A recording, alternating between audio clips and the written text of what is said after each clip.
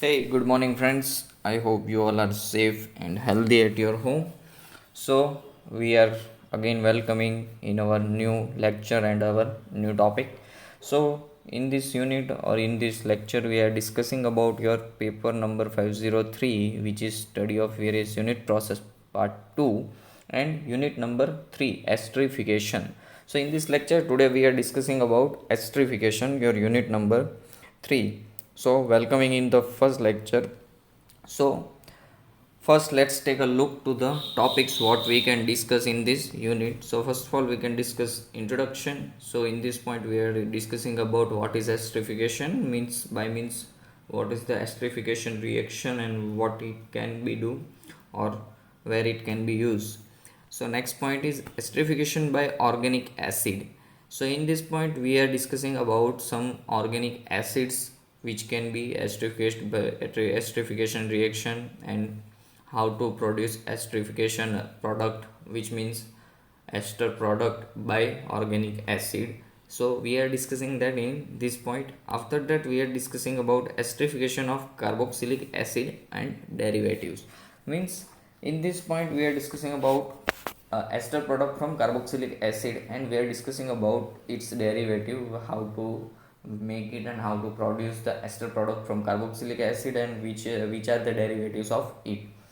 After that we are discussing about some plants, like designing and operation of esterification plants. So we are discussing that in this point we are discussing that how to produce or how to make a plant for esterification reaction, like how to set up the wall reactor and the wall machineries in the reaction chamber, how it can be set up, so how which byproducts can be released, and how we can settle it with some types of environmental and the disposal products.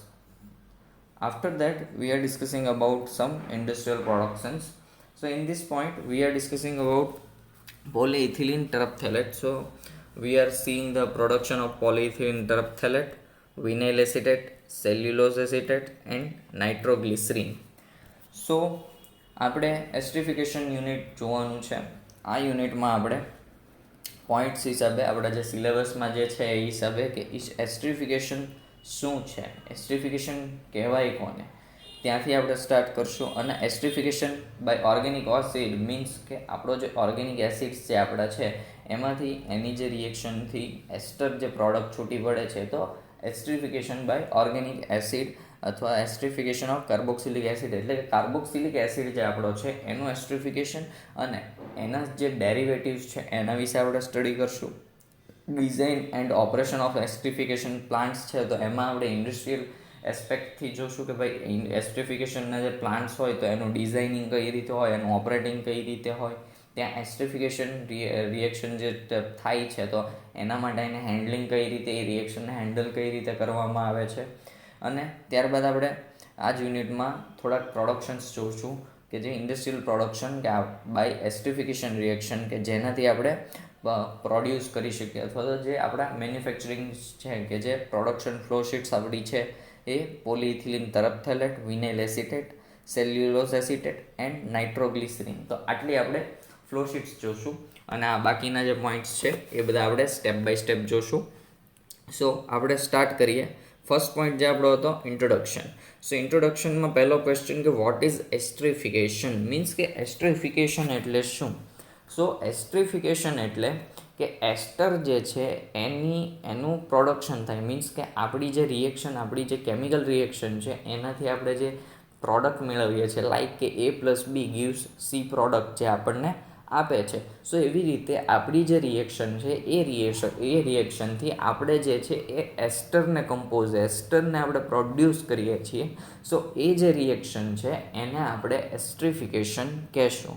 So in શોર્ટમાં આપણે જો ગુજરાતી લેંગ્વેજમાં આપણી ભાષામાં કહેવા જઈએ તો એસ્ટરની રચના દરમિયાન જે રાસાયણિક પ્રક્રિયા થાય છે ડ્યુ ટુ ધ રિએક્શન અથવા તો ડ્યુ ટુ આવર કમ્પોનન્ટ્સ, કે એસ્ટરની કમ્પોઝિશન દરમિયાન જે રાસાયણિક રિએક્શન થાય છે એ રિએક્શનને એસ્ટ્રિફિકેશન રિએક્શન કહેવામાં આવે છે. આ એની બેઝિક ડેફિનેશન થઈ.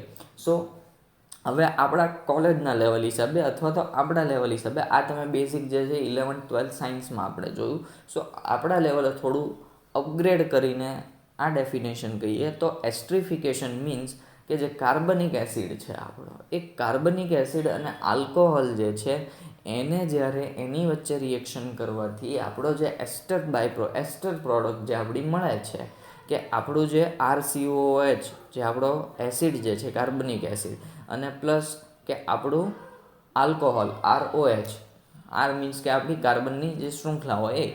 સો RCOOH અને ROHની જે રિએક્શનથી આપણને એક આખો એસ્ટર પ્રોડક્ટ મળે છે RCOOR, જે એસ્ટર ગ્રુપ છે.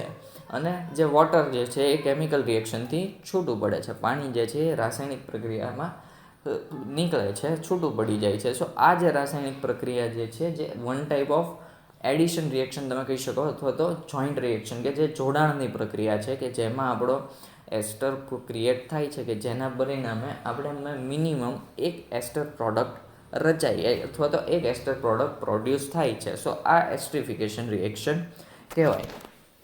So the chemical reaction that takes place during the formation of the ester is called esterification. Esterification is the process of combining an organic acid with an alcohol to form an ester and water, or chemical reaction resulting in the formation of at least one ester product. Ester is obtained by esterification reaction of an alcohol and carboxylic acid. In this chapter, esterification will be considered in the broadest sense and as including all process by which esters are produced. Means કે એસ્ટર જે છે એ alcohol અને carboxylic acid જે છે એની એસ્ટ્રિફિકેશન રિએક્શનથી મેળવવામાં આવે છે. અને આ યુનિટમાં આપણે એસ્ટ્રિફિકેશન દ્વારા જે એસ્ટર્સ આપણે પ્રોડ્યુસ કરશું એ મોસ્ટલી રિએક્શન્સ વિશે આપણે થોડું ડિટેલમાં ભણશું. મીન્સ કે આપણે જે આપણે ઇન્ટ્રોડક્શનમાં આગળ આપણા જે પોઈન્ટ્સ છે એમાં જોયું કે એસ્ટ્રિફિકેશન બાય ઓર્ગેનિક એસિડ્સ છે, તો એમાં મોસ્ટલી રિએક્શન્સ જે છે એ કવર થઈ જાય છે. અને કાર્બોક્સિલિક એસિડ જે છે એનું એસ્ટ્રિફિકેશન્સ અને એના ડેરિવેટિવ્સ જોવાના છે. સો આ યુનિટમાં આપણે એ બધી વસ્તુને જોશું. અને આ જે યુનિટ છે આપણે આ યુનિટમાં એસ્ટ્રિફિકેશન જે છે એના મોસ્ટલી જે એના સંદર્ભમાં જે બધા કેસીસ જે છે એ કેસીસ વિશે, રિએક્શન વિશે થોડું આપ્યું છે, તો એ પણ આપણે જોશું. અને આ યુનિટમાં આપણે આ જે બધા જે એસ્ટ્રિફિકેશનના અને એના જે સિદ્ધાંતો, જે રૂલ્સ કહેવાય, તો એ રૂલ્સ ઉપર વધારે ભાર મૂકવામાં આવ્યો છે. સો એ આપણા માટે ઇમ્પોર્ટન્ટ છે, તો એ પણ આપણે જોશું કે જે બદલાતા નથી, જે સ્પેસિફિક રૂલ છે કે ભાઈ આટલું ટેમ્પરેચર રિએક્શનને જોવે તો એ જોવે જ, એનાથી વધારે એનાથી ઓછું કે જે બદલાતા નથી. અથવા તો જે ડિફરન્ટ ટાઈમે, મીન્સ કે જ્યારે રિએક્શન કરી અને એનું જે પ્રોડક્શન આવ્યું તો એ પ્રોડક્શન ટાઈમે જે તે સમયે જે તે વસ્તુ અથવા તો જે તે પ્લાન્ટ ચેન્જ થયો હોય એના ચેન્જ વિશે પણ આમાં છે, તો આપણે એને વિશે પણ જોશું. અને એ બધી માહિતી જે છે એ કમ્પ્લીટલી ઓન ટેક્સ્ટબુક અથવા તો ઓન બુક્સ, ઓન પેપર સાચી હોય એવી ગેરંટી નથી. એનું કારણ છે કે અમુક જે વસ્તુ છે એને સિક્રેટ રાખે છે, કે બધી રિએક્શન્સ તમને કમ્પ્લીટ સાચી આપી ના દે. રિએક્શન્સ જે હોય તો એમાં યા તો ટેમ્પરેચર થોડું અપડાઉન ખોટું હોય, અથવા તો રિએક્શનનો જે બેલેન્સિંગ રિએક્શન છે, કે તમે ધારો કે કેટલા વોલ્યુમમાં તમે જે તમારી રો મટીરિયલ્સ છે તમે કેટલા વોલ્યુમમાં લીધો એની ઉપર ડિપેન્ડન્ટ છે કે તમારી પ્રોડક્ટ શું આવશે. સો એ પણ વસ્તુ જે છે એ તમને સાચી આપી ના હોય due to the copyright issues. So એ બધી વસ્તુને ધ્યાનમાં લઈને આપણે એસ્ટર બનાવવાની જે મેથડ્સ જે બધી છે એ પણ આમાં જોશું. So, the importance of ester has increased enormously in recent years. The references cited in this chapter are only a small fraction of those which might have been given. The process are given in this chapter is broad outline. The principles that underlie them are emphasized. After that, the principles are matters of general knowledge and do not charge. So the details of their application vary from time to time and from plant to plant, are usually kept secret as they are of private advantage. In fact, there is no absolutely best way to make any one ester such as ethyl acetate. An experienced and skillful operator and determine the most economical method for a certain scale of operation to produce specified grade of ester with acetic acid alcohol steam at certain prices but for another scale or with materials at other price an entirely different process may have the advantage. Means કે એસ્ટર બનાવવાની કોઈ fix અથવા તો કોઈ best method કહેવાય તો એ method કોઈ છે નહીં બેસ્ટ મેથડ. પણ જેમ કે સપોઝ કે આ જે છે એક્ઝામ્પલ કે ઇથિલ એસિટેટ જે છે એ ચોક્કસ અથવા તો એક સ્પેસિફિક વોલ્યુમને જે એસિટિક એસિડ જે આલ્કોહોલ એસિટિક એસિડ અને આલ્કોહોલ એની જે વરાળ સાથે એક ચોક્કસ પ્રકારના ગ્રેડે ચોક્કસ પ્રકારના વોલ્યુમે અમુક સ્પેસિફિક પેરામીટર્સનું ધ્યાન રાખીને જ્યારે એસ્ટર જે છે એ એક સ્પેસિફિક ગ્રેડનો પ્રોડ્યુસ કરવામાં આવે છે. સો આ જે વસ્તુ છે એના આધારે આપણો ઇકોનોમિકલ પાર્ટ મીન્સ કે આપણી જે આર્થિક કન્ડિશન જે છે આપણા જે પ્લાન્ટની એના આધારે નક્કી કરી શકાય છે કે તમે કયા ગ્રેડનો એસ્ટર જે છે એ પ્રોડ્યુસ કરી શકો છો. અને બીજા વેઝથી જોવા જાઓ તો ડિફરન્ટ જે પ્રાઇઝીસ છે મીન્સ કે અન્ય કિંમતો હોય એની ઉપર પણ સામગ્રી સાથે તમે રિએક્શન કરાવી શકો. રિએક્શનમાં તમને બેનિફિટ પણ થાય પણ જે આપણો એસ્ટર છે જે એનો ગ્રેડ જે છે એમાં પણ સામો એટલો ચેન્જ આવે છો.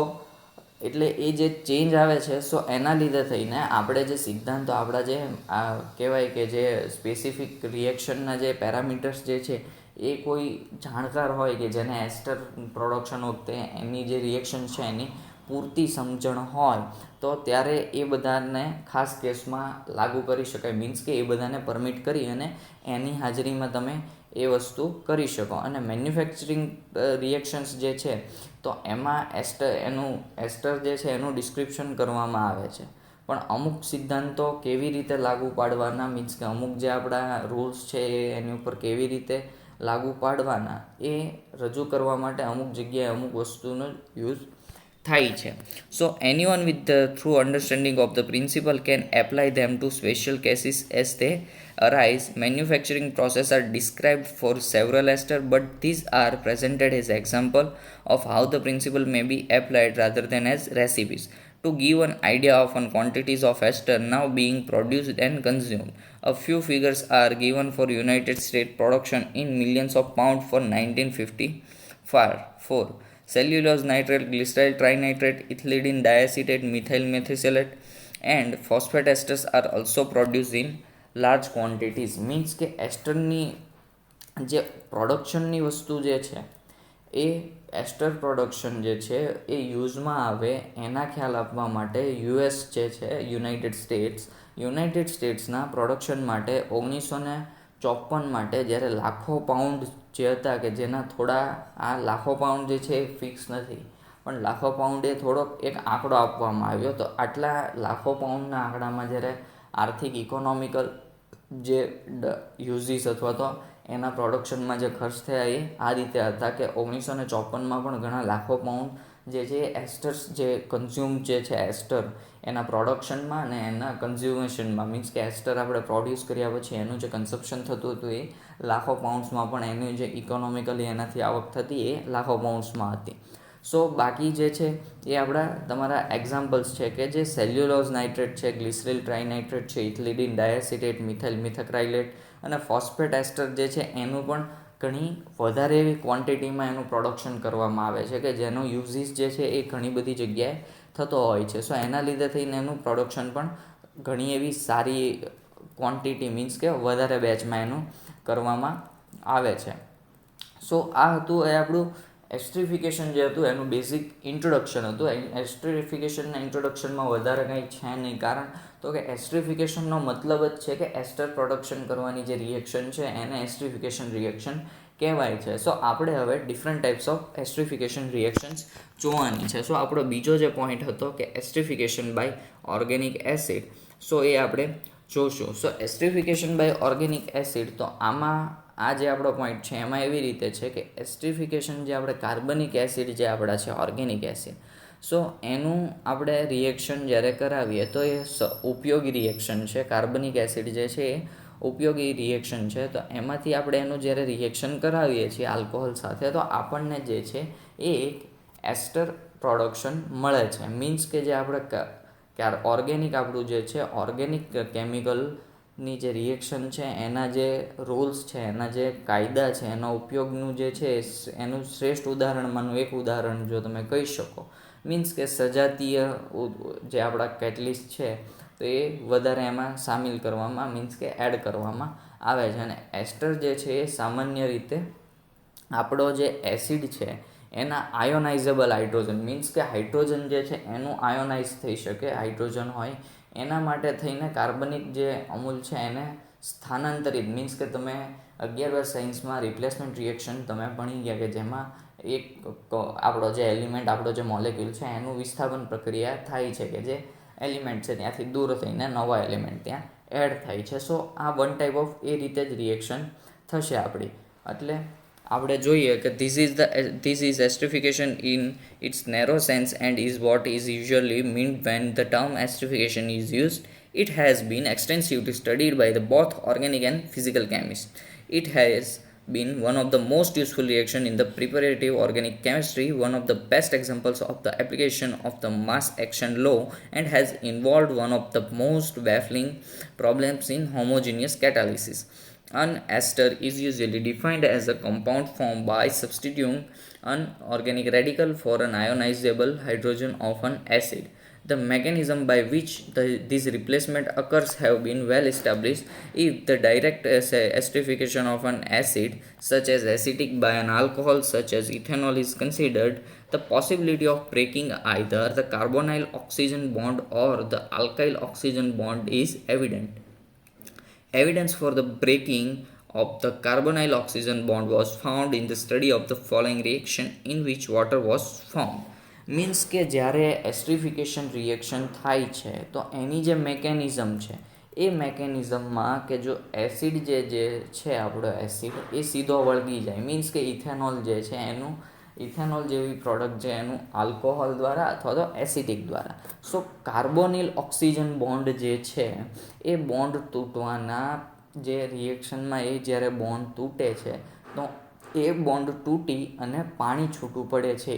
એ જે સાયન્ટિસ્ટો હતા એમને જાણવા મળ્યું કે આ જ્યારે રિએક્શન થઈ તો એમાં પાણી છૂટું પડે છે.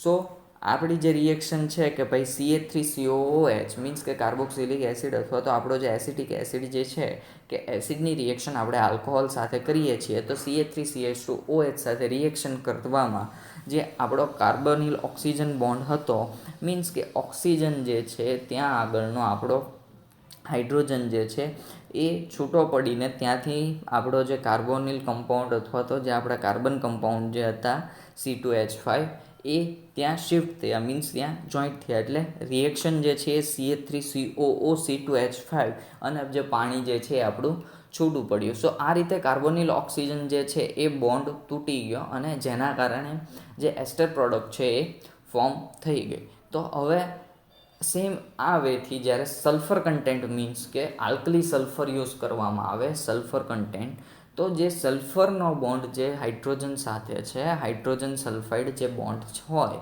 તો એ બોન્ડ જે છે એ તૂટશે અને ત્યાં આગળ આપણો જે હાઇડ્રોજન બોન્ડ તૂટે છે ત્યાં આગળ આપણો જે કાર્બોનિલ ઓક્સિજન કમ્પાઉન્ડ જે આપણા એસિડ જે છે એનો જે કાર્બોનિલ ઓક્સિજન કમ્પાઉન્ડ છે એનો હાઇડ્રોજન ત્યાંથી છૂટો પડશે, ત્યાં આગળ આપણો બાકીનો જે સલ્ફર કન્ટેન્ટ, આપણો જે સલ્ફર બોન્ડિંગ પ્રોડક્ટ જે છે એ ત્યાં શિફ્ટ થશે. સો આપણે એક બીજો એક્ઝામ્પલ જોઈએ કે if the alkali sulfur bond had broken, hydrogen sulfide would have been formed. That the carbonyl oxygen bond is broken was confirmed by the finding that esterification of benzoic acid containing the normal oxygen isotope distribution by methanol enriched with the O18 produced methyl benzoate containing the heavy oxygen isotope, while the water form had only the normal isotope distribution.